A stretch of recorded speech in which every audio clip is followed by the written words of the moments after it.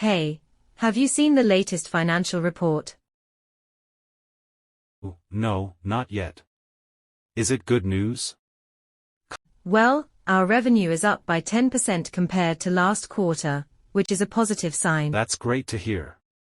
How about our expenses? Our expenses have also increased slightly, mainly due to marketing costs. I see. But our profit margin should still be healthy, right? Yes, our profit margin remains strong, thanks to cost-cutting measures we implemented earlier this year. That's a relief. What about our cash flow? Our cash flow is stable, and we have enough liquidity to cover upcoming expenses. Excellent. I heard we're considering a new investment. How's that going? Yes, we're evaluating a potential investment in a tech startup. It seems promising, but we're still conducting due diligence. Good to know. Let's keep an eye on it. Anything else I should be aware of?